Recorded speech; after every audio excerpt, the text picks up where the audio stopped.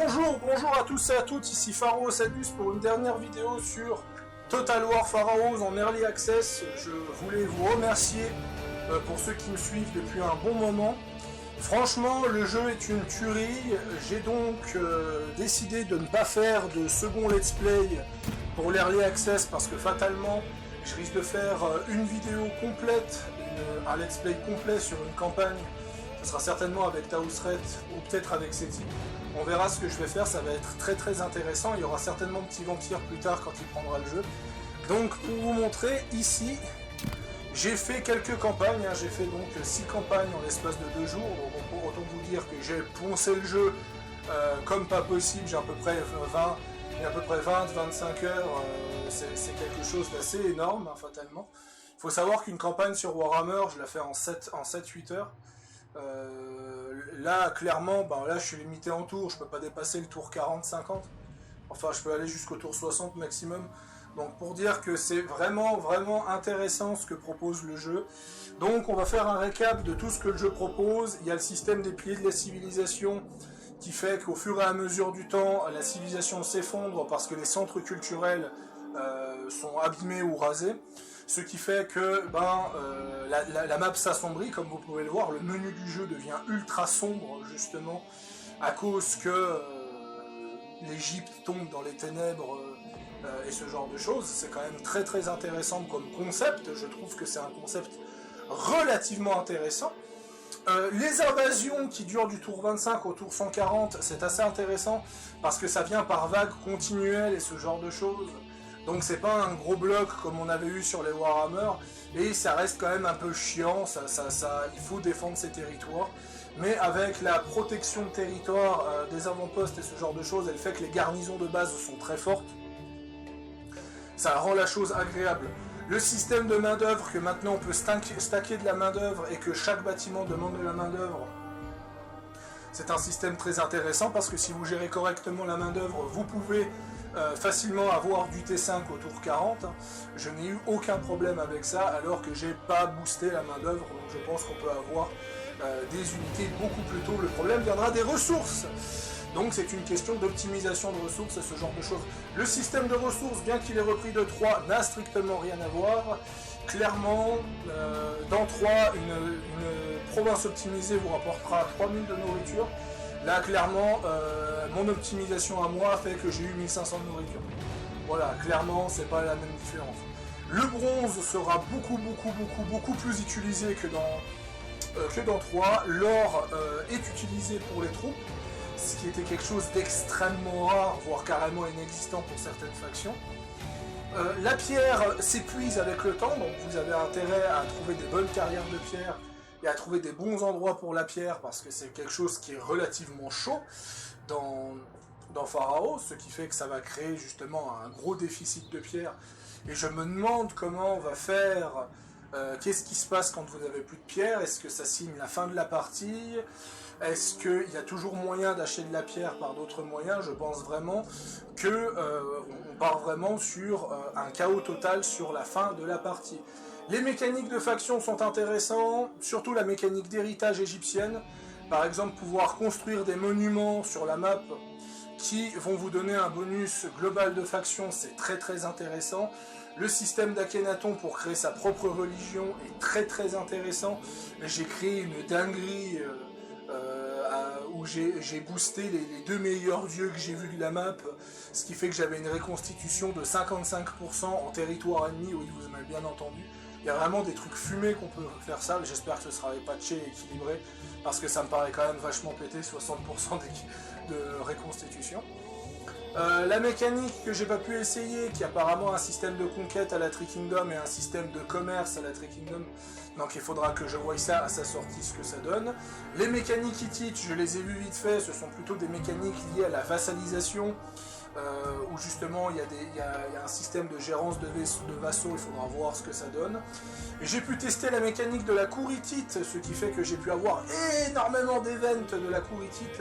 Franchement c'est très intéressant, on a l'impression que c'est le DLC cour royale de CK3, parce que je pense que j'ai dû voir 10-15 événements différents. C'est très très varié, c'est très très intéressant.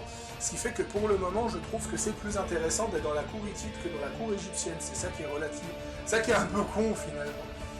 Donc oui, franchement, le jeu est une tuerie, il est assez incroyable.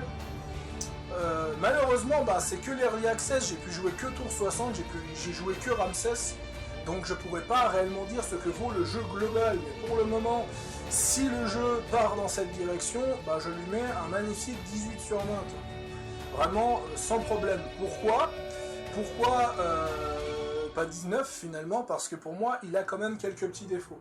Déjà, le fait que les personnages sont immortels à la 3 et le fait qu'il n'y a pas de gestion de famille, pour moi, c'est un gros point noir sur le jeu, mais c'est pour moi le seul point noir, parce que c'est clairement le Total War que je voulais voir. C'est vraiment un Total War qui est impressionnant.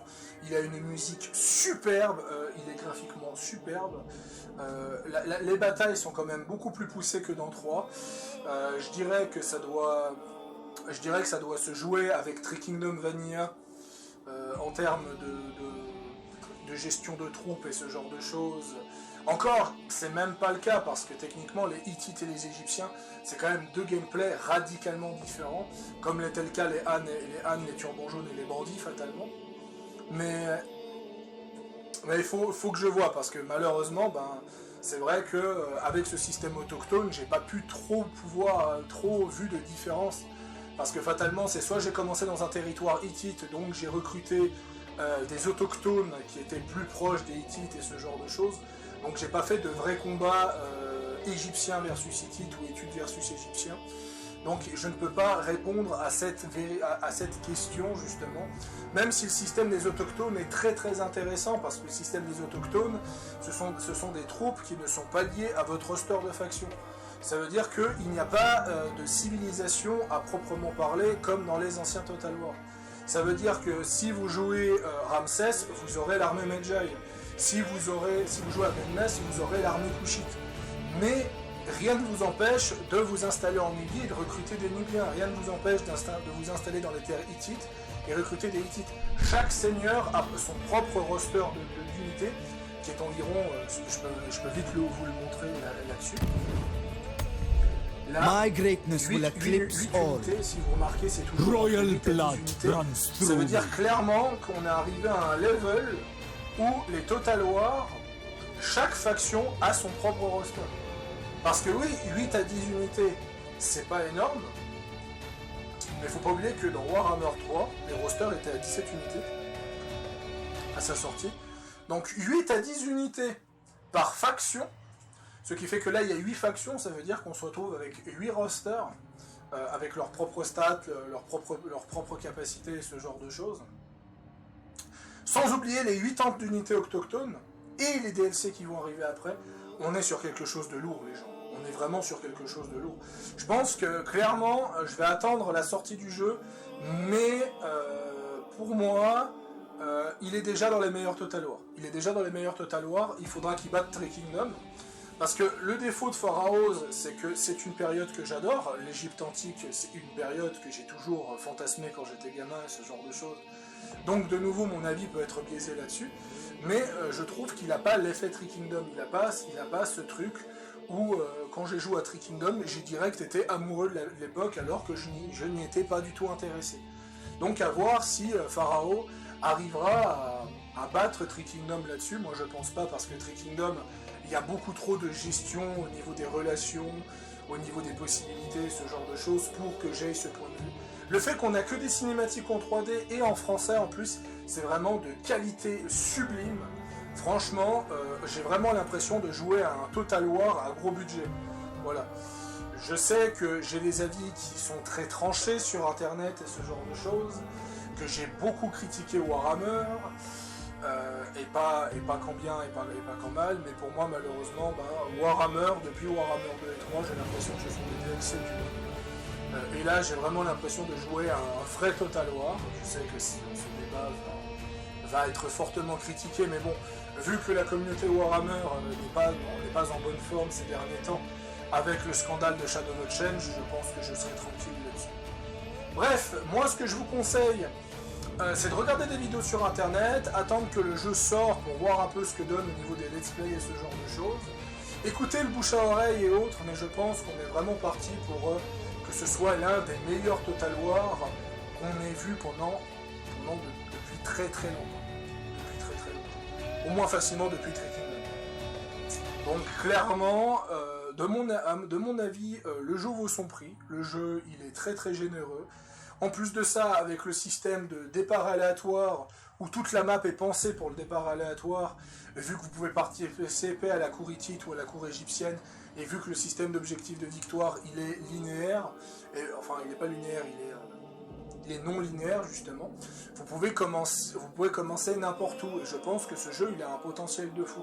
Ce jeu, il a un potentiel de fou parce que s'il commence à s'ouvrir vers l'est ou vers l'ouest, on pourra avoir des systèmes de cours qui sont impressionnants.